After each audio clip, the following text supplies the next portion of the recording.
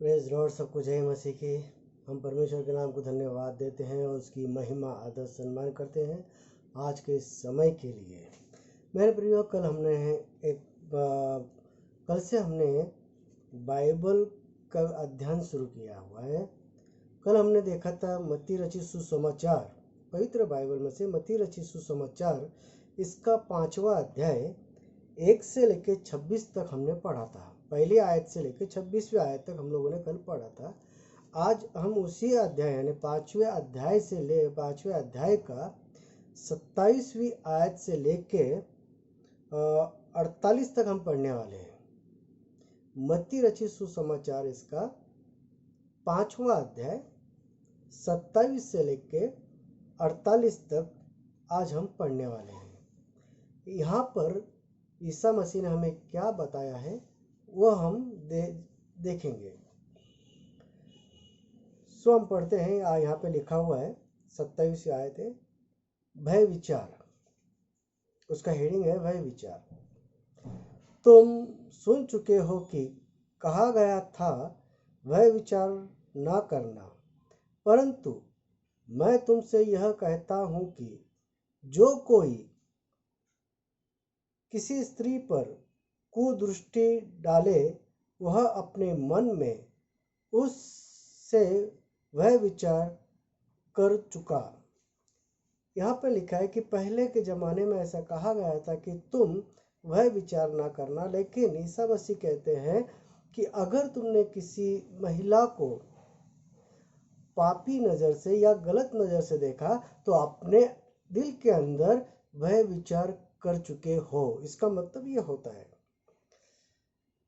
आगे लिखा हुआ है, यदि तेरी दाहिनी आँख तुझे ठोकर खिलाए तो उसे निकाल कर फेंक दे, क्योंकि तेरे लिए यही भला है कि तेरा अंगों में से एक नष्ट हो जाए और तेरा सारा शरीर नरक में डाला ना जाए।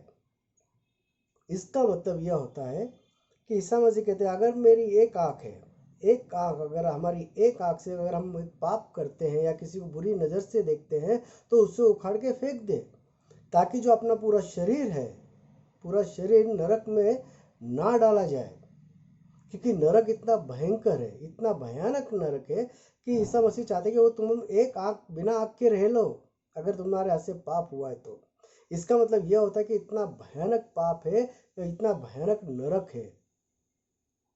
इसके लिए यहाँ पर ऐसा कहा गया। और आगे लिखा हुआ है, यदि तेरा दाहिना हाथ तुझे ठोकर खिलाए तो उसको काट कर फेंक दे, क्योंकि तेरे लिए यही भला है कि तेरे अंगों में से एक नष्ट हो जाए और तेरा सारा शरीर नरक में ना डाला जाए। मेरे प्रियो, हम जिसे हम मजाक समझते हैं या हम लोग कभी कभी इस बारे में सीरियस नहीं रहते। हमारे हाथों से हम कई बार पाप कर चुके होते हैं, कई बार हमारी नज़र से हमने पाप किया रहता है, लेकिन इसकी सज़ा इतनी भयंकर है, इतनी भयानक है कि इसके लिए हमें नरक की आग में जलना पड़ेगा। इसलिए हमें सावधान रहने की ज़रूरत है। आगे लिखा है तलाक। और हम देखते हैं कि आजकल के ज़माने में बहुत से लोग तलाक दे रहे हैं, तलाक ले रहे हैं। यहाँ पर बाइबल कहती है, यदि नहीं, यह भी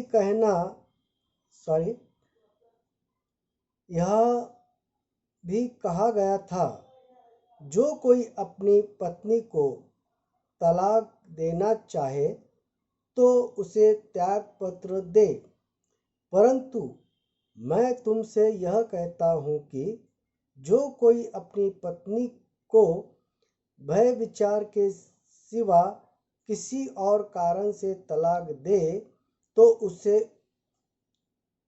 वह उसे वह विचार करवाता है। अगर हम हमारी पत्नी को किसी और रीज़न से छोड़ते हैं तो हम उसे वह विचार करने लगाते हैं। इसलिए जो तलाक देते हैं उन लोगों ने बहुत सोचने की और समझने की ज़रूरत है कि वो किस कारण अपनी पत्नी को या अपने पति को तलाक दे रहे हैं। क्योंकि बाइबल नहीं चाहता कि हम लोग किसी को तलाक दें। हम हमारी पत्नी को या हमारे पति को हम तलाक नहीं दे सकते। यहाँ पर साफ साफ लिखा है कि अगर हम तलाक देते हैं, हाँ, अगर हमारी पत्नी भय विचार करती है या पति भय विचार करता है तो हम उसे तलाक दे सकते हैं। अगर वो ये नहीं करते तो हम उसे तलाक नहीं दे सकते। इसलिए सावधान रहिए मेरे प्रियो। अगर हम लोग अगर किसी और रीज़न से या और किसी कारण से पति को या पत्नी को तलाक देते हैं तो हम परमेश्वर के विरुद्ध पाप करते हैं। आगे लिखा हुआ है, फिर तुम सुन चुके हो कि पूर्व काल के लोगों से कहा गया था, झूठी शपथ ना खाना, परंतु प्रभु के लिए अपनी शपथ को पूरी करना। परंतु मैं तुमसे यह कहता हूँ कि कभी शपथ ना खाना, ना स्वर्ग की, क्योंकि वह परमेश्वर का सिंहासन है, ना धरती की, क्योंकि वह उसके पाँव की चौकी है, और ना यरूशलेम की, क्योंकि वह महाराजा का नगर है।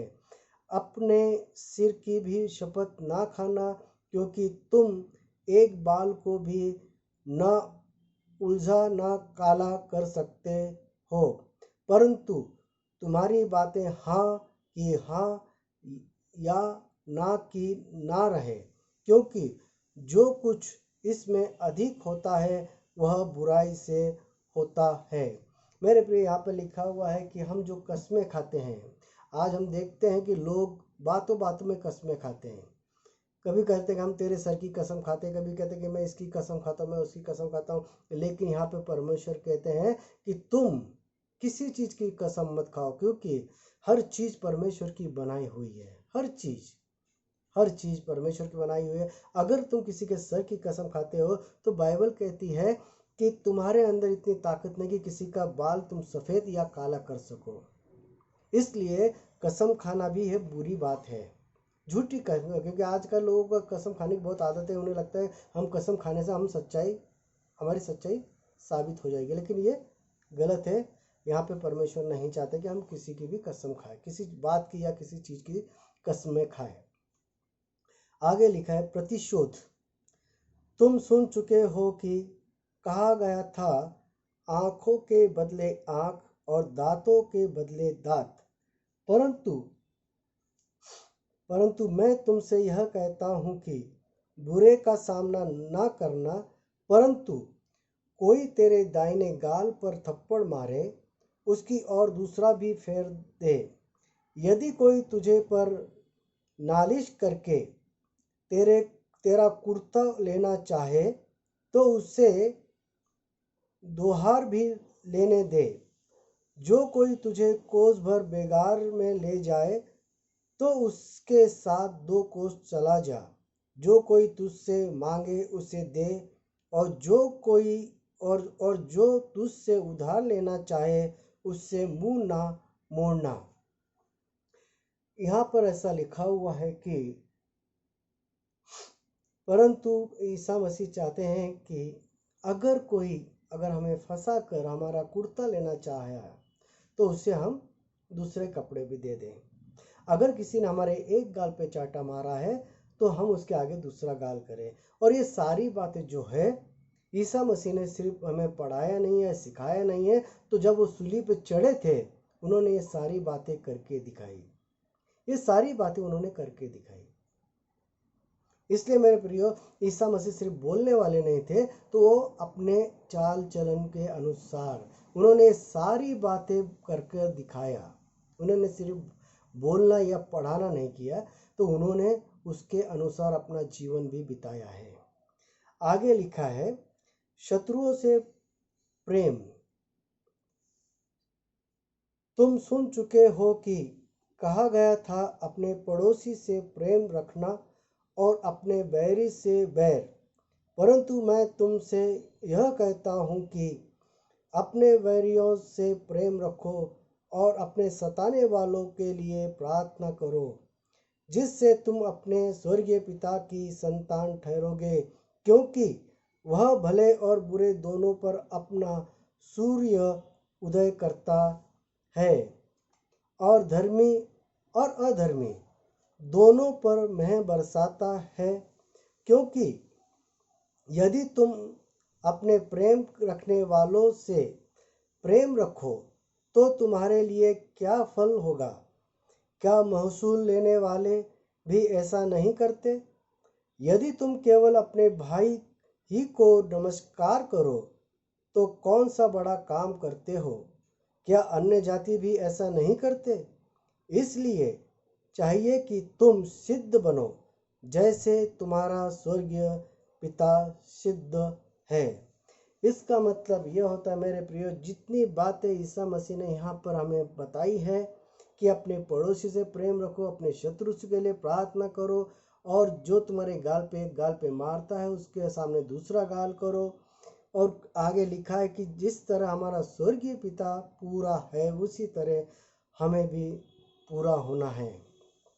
और सिर्फ ये ईसा मसीह ने, मैंने अभी कहा था कि मेरे प्रियो कि सिर्फ ईसा मसीह ने बोला नहीं, तो सूली पे जाने के बाद ये सारी बातें उन्होंने करके दिखाई। उन्होंने जब उनको सूली पर चढ़ाया गया और जब उनके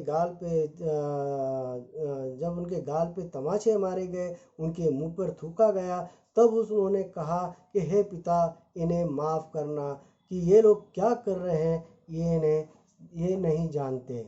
मेरे प्रियो, अगर हम खुद को ईसाई समझते हैं तो ये सारी बातें बाइबल में लिखी है और इसके अनुसार हमें हमारा जीवन बिताना है। और इन दिनों में हम यही देखने वाले हैं कि बाइबल के अंदर कौन कौन सी चीज़ें हैं, कौन कौन सी बातें हमें परमेश्वर ने बता कर रखी है या लिख कर रखी है। इन सब बातों के लिए हम थोड़ा समय निकालेंगे, उसका अध्ययन करेंगे और धीरे धीरे उसे पढ़ेंगे। तो ये हमारा दूसरा एपिसोड था। अब पार्ट 3 हम निकालेंगे, क्योंकि हम ज़्यादा बड़ा नहीं बनाएंगे, क्योंकि लोगों के पास और हमारे पास समय कम होता है। इसलिए थोड़े हम छोटा पार्ट में ये सारी बाइबल के जो बाइबल का अध्याय है वो हम पढ़ेंगे। धन्यवाद मेरे प्रियो।